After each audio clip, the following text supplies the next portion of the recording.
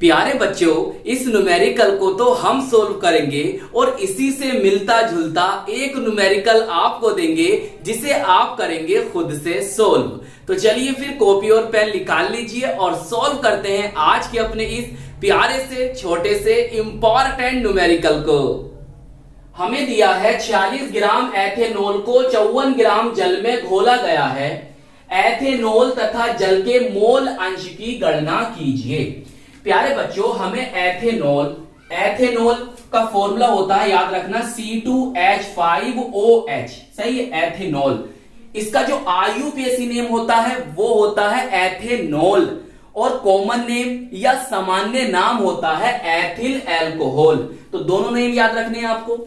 IUPAC name ethanol होता है और कॉमन नेम या सामान्य नाम होता है इसका एथिल एल्कोहल।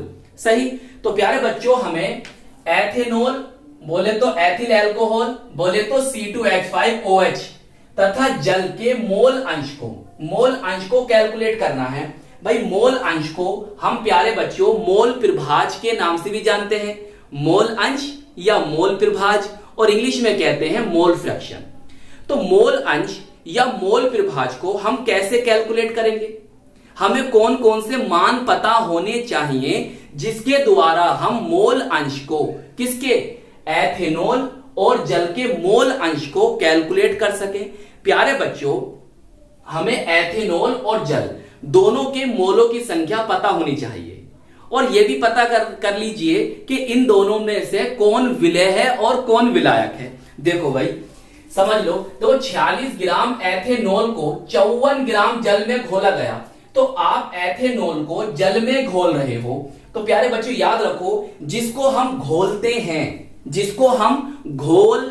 हैं वो होता है विलेय, बोले तो सोल्यूट, और जिसमें घोलते हैं वो होता है विलायक, बोले तो सोलवेंट। मतलब एथेनॉल जो है वो विलेय है और जो जल है वो कौन है, हमारा विलायक है। सही। तो हमें एथेनॉल और जल दोनों के मोलों की संख्या पता होनी चाहिए अगर हम इन दोनों का मोल अंश या मोल प्रभाज को कैलकुलेट करना चाहते हैं। तो अब आप कहोगे सर हम मोलों की संख्या को कैसे निकालेंगे? प्यारे बच्चों, कोई भी पदार्थ है, ऐसा मान लो विलेय या विलायक है, किसी का भी अगर आप मोलों की संख्या निकाल रहे हो तो आपको दो चीजें पता होनी चाहिए। नंबर एक, उस पदार्थ का आपको भार या द्रव्यमान पता होना चाहिए, और दूसरा आपको उस पदार्थ का अणु भार या मोलर द्रव्यमान पता होना चाहिए। अगर ये दोनों बातें आपको पता हो गई तो आप किसी के भी मोलों की संख्या को या किसी के भी मोल को बता दोगे। तो सर हमें एथेनॉल का और जल का भार भी चाहिए, मतलब द्रव्यमान भी चाहिए, और हमें एथेनॉल और जल का अणु भार या मोलर द्रव्यमान भी चाहिए। चलिए फिर कैसे करते हैं कैलकुलेट, समझो। तो प्यारे बच्चों, हमें यहां से देखो, इसे हम लिखते हैं काई से, ये ऐसे लिखते हैं, ऐसे। सही, काई बोलते हैं इसे, बहुत से लोग एक्स भी बोलते हैं, लेकिन काई बोलो आप। तो हमें एथेनॉल का मोल प्रभाज, इसका मतलब होगा एथेनॉल का मोल प्रभाज। सही है। और इसका मतलब क्या है, जल का मोल प्रभाज। सही, इस साइड में लिखना, इस साइड में। तो जल का मोल प्रभाज, और ये कौन है, एथेनॉल का मोल प्रभाज हमें करना है ज्ञात। सही, ऐसे लिख दोगे ब्लू पेन से। अब ध्यान समझो भाई, विलेय कौन है हमारा, एथिल एल्कोहल है। तो एथिल एल्कोहल का हमें द्रव्यमान, भाई विलेय है तो हम W2 से लिखेंगे। कितना दे रखा है सर, हमें दे रखा है 46 ग्राम। सही। अब हम इसका मोलर द्रव्यमान या अणु भार कैसे निकालेंगे उसे समझो।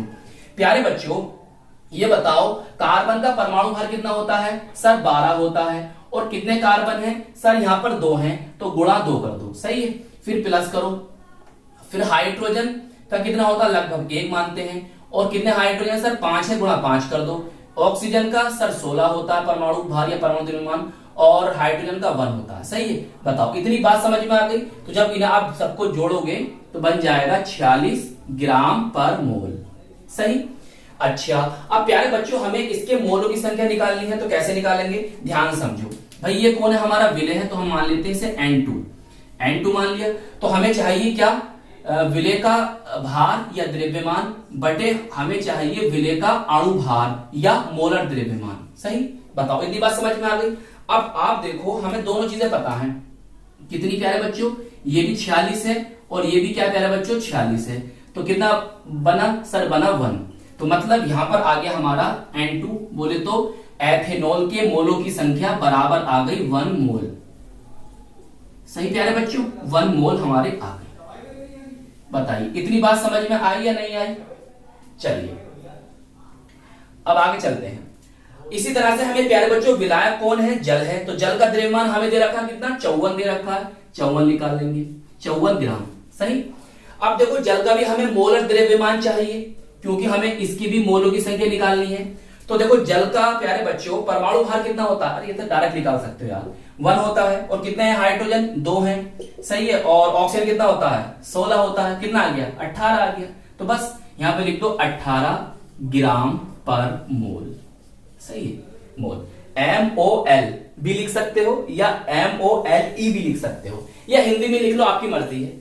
अब प्यारे बच्चों अब हम जल के मोलों की संख्या को कैसे निकालेंगे? तो सर हमें जल के मोलों की संख्या, भाई हमारा जल कौन है? विलायक है, तो हम यहां मानेंगे N1। तो हमें क्या चाहिए सर? हमें चाहिए विलायक का भार बटे विलायक का अणुभार, या विलायक का द्रव्यमान बटे विलायक का मोलर द्रव्यमान भी बोल सकते हो। सही है। फॉर्मूले लिखना ब्लैक पेन से, बस ये याद रखना। चलिए प्यारे बच्चों सिंपल सा न्यूमेरिकल है। यहां पर भार कितना है प्यारे बच्चों? 54 है सर। और अणुभार कितना आया है? 18 आया है। तो 18 तिया 54 होता है। तो हमारा आ गया यहां पर 3 मोल। सही प्यारे बच्चों।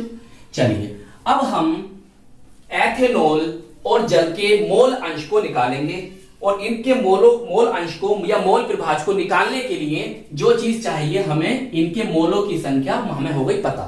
सही है। चलिए अब देखो क्या बनाएंगे फॉर्मूला। हमें एथेनॉल C2H5 किसी का निकाल लो पहले, चाहे इसका निकाल लो या जल का निकाल लो, मर्जी है आपकी, किसी का भी। तो पहले हम निकाल रहे हैं विलेय का। सही है। तो विलेय का अगर हम मोल प्रभाज या मोल अंश निकालते हैं तो क्या चाहिए? ऊपर लिखोगे विलेय के मोलों की संख्या बटे विलेय के मोलों की संख्या, विलेय के मोलों की संख्या प्लस विलायक के मोलों की संख्या। सही है। विलेय का मोल प्रभाज निकालने के लिए ऊपर लिखोगे विलेय के मोलों की संख्या बटे विलेय और विलायक के मोलों की संख्या। सही है। चलिए अब ये ब्लैक पेन से लिखना है फॉर्मूला, समझ गए? अब चलो इसके अंदर रखो वैल्यू। देखो प्यारे बच्चों ये कौन है हमारे? ये हैं। और कितने आए हैं भाई साहब? ये 1 है, तो 1 लिख दो। ये कितने हैं? 1 हैं। और ये कितने आए हैं? ये सर 3 आए हैं। तो कितना हो गया? 1/4 हो गया। और 1/4 का मान कितना होगा? 0.25। सर मात्रक क्या होगा? अरे भाई मात्रक पूछ रहे हो आप, इसका यूनिट पूछ रहे हो। अच्छा ही बताते हैं। देखो ऊपर भी मोल है और नीचे भी मोल है, तो इसका कोई मात्रक नहीं होना, मोल से मोल कट जाएगा। सही है। तो इस मोल प्रभाज का या मोल अंश का कोई मात्रक नहीं होता है। चलिए अब सर हम जल का मोल अंश कैसे निकालेंगे? अरे सो सिंपल है बच्चे, कैसे निकालोगे? देखो एक तरीका तो यही है भाई, जल कौन है आपका? विलायक। तो ऊपर लिखोगे विलायक के मोलों की संख्या बटे विलायक के मोलों की संख्या प्लस विलेय के मोलों की संख्या। एक तरीका तो है ये वाला, और सबसे आसान तरीका ये है कि जब आपने इसका मोल अंश निकाल लिया है तो बस क्या करो, यहां लिखो 1 माइनस एथेनॉल का मोल प्रभाज या मोल अंश। सही है बस, और इससे हो जाएगा आपका न्यूमेरिकल सोल्व। सही प्यारे बच्चों। तो यहां पर लिखोगे 1 माइनस, ये कितना आ गया? 0.25 आ गया। तो बताओ फिर कितना आ जाएगा? सर ये आ जाएगा हमारा, अरे भाई 100 में से 25 निकाल लो, ऐसा मान लो, तो 75 आ जाएगा। तो यहां आ जाएगा 0.75। मात्रक नहीं होगा, ऊपर भी मोल। सही। चलिए तो प्यारे बच्चों अब इस न्यूमेरिकल को आप करेंगे खुद से सोल्व। तो आई होप ये न्यूमेरिकल आपको अच्छी तरह से समझ में आ गया होगा। तो प्यारे बच्चों इस वीडियो को लाइक कीजिएगा, अपने दोस्तों में शेयर जरूर कीजिएगा और हमारे चैनल को सब्सक्राइब कर लीजिएगा। हम मिलेंगे आपको इसकी नेक्स्ट वीडियो में। जय हिंद, जय भारत।